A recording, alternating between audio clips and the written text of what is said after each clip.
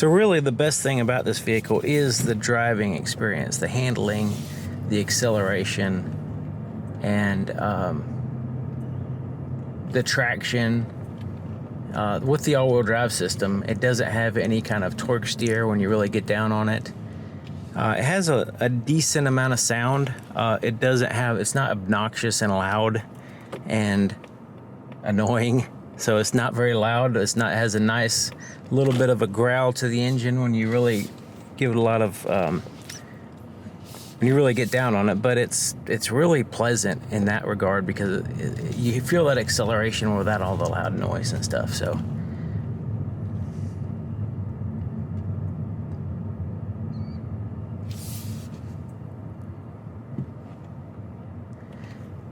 and I don't know if you'll notice here, it'll give us some sign information, so it can tell that there was a stop sign, so it gave us that. There's also let us know the speed limit, the last speed limit sign it passed, using the camera in the front behind the rear view mirror. It will keep an eye on it's the same camera that's used for the lanes in the road, but it also is used for, looking out for speed limit signs and stuff like that.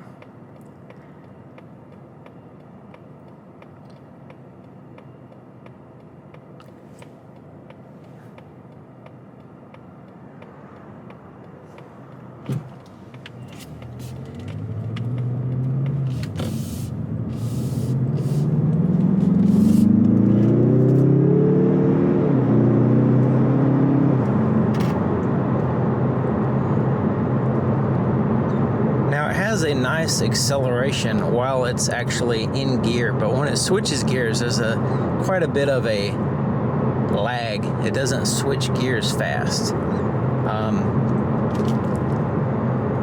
Even with the paddle shifters, it doesn't have that quick, snappy, changing through the gears. You can change the gears using the paddle shifters, or you can use the shifter and you can bump it like a ratchet shifter and change to the gears. But it really is, it's not really going to give you much improvement or anything like that. It's just the way the transmission is. A little bit of a lag between shifts.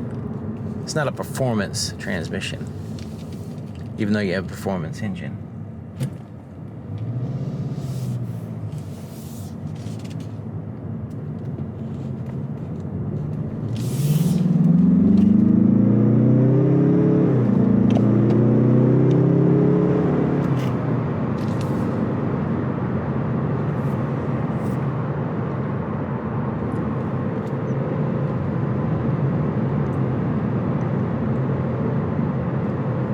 It's a relatively quiet vehicle. Some other Mazdas, when I went over bumps, it was kind of loud and stuff like that. But in this particular case, it is a pretty smooth and quiet. I mean, the suspension is kind of stiff, but it's not ridiculously stiff. I mean, it has a nice firm footing on the ground without just feeling every little bump in the road. So that's nice.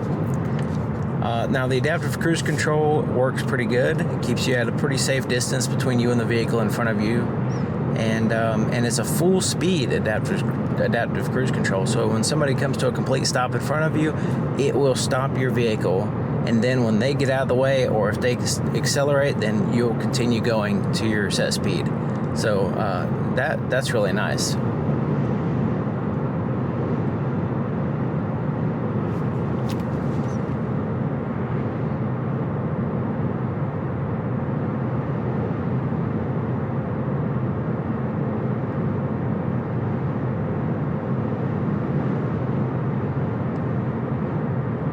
Let's go bump it up to 60.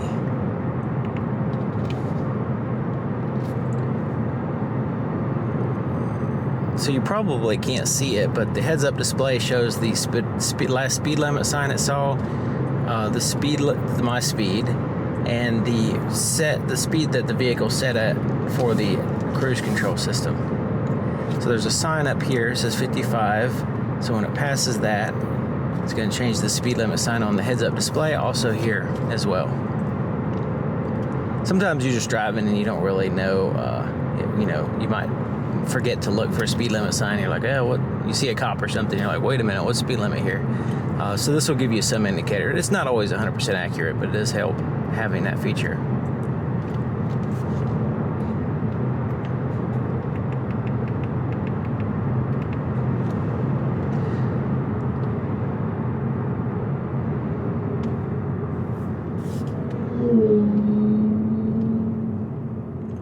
The brakes are nice. They're not like super grabby. At first, they kind of feel a little bit weak compared to what I'm accustomed to, but you know, they're not weak. They're decent. They're decent braking, and the air conditioner works good too. Unlike some of the other Mazdas that I've tested, the air conditioner works nice, cold air coming out. So some of the things that I was not impressed with in some of the other Mazdas, this vehicle doesn't have those issues. So I'm glad to see that.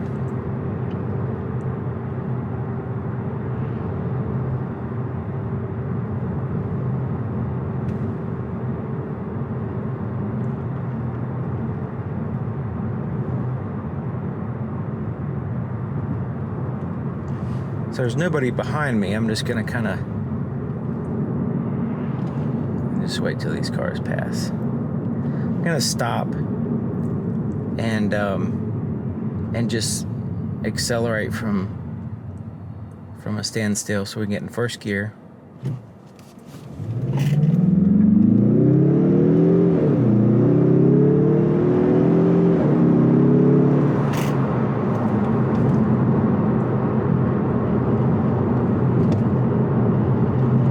So it has good acceleration.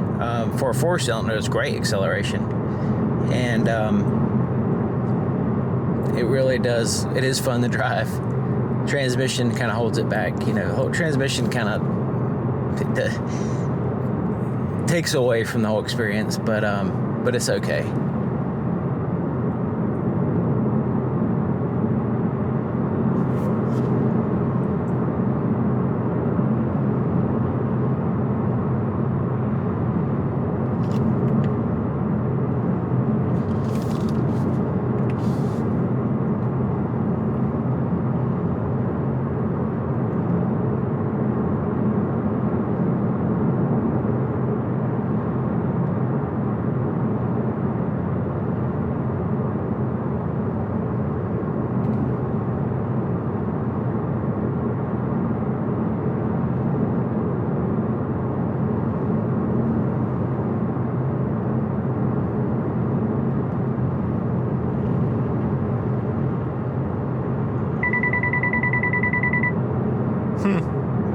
So you hear that? It's like a fire alarm going off, and it's because I was getting a little close to the center line.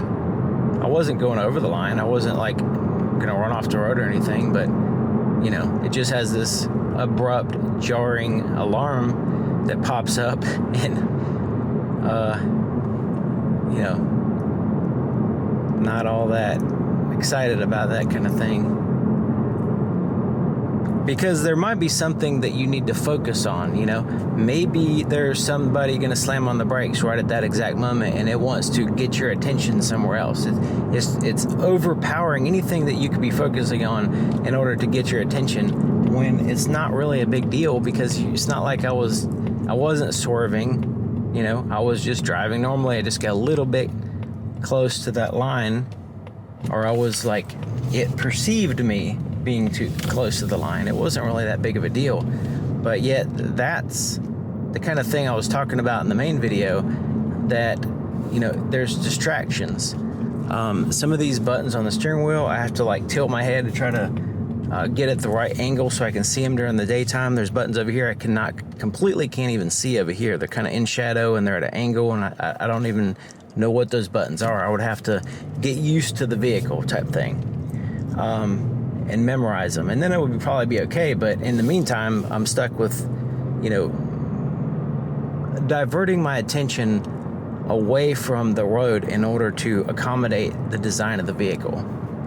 So, and the fact that it's not a touchscreen is okay as long as you're accustomed to using this dial system, this remote dial system, and really, you know, it's not even that functional. I mean, it's okay, but there's not a huge amount of features. The screen is kind of small.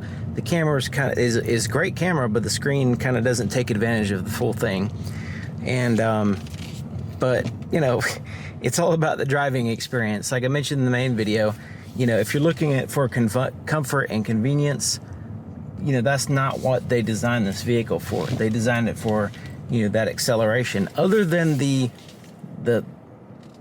obvious issue with the transmission, other than that, it's basically like a driver's car. Like you're driving it, and you want to accelerate, and you want to go through the corners, and you want to, you know, it's a fun to drive vehicle. Now, if it had a manual transmission, that would really kind of seal the deal on that experience. But or a dual clutch or some kind of transmission that it takes advantage of that acceleration and pulls you through those gears in a way that's a little bit more exhilarating.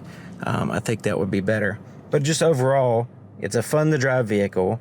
There's some things in it that, you know, I don't really care for. The comfort of the seat's mediocre.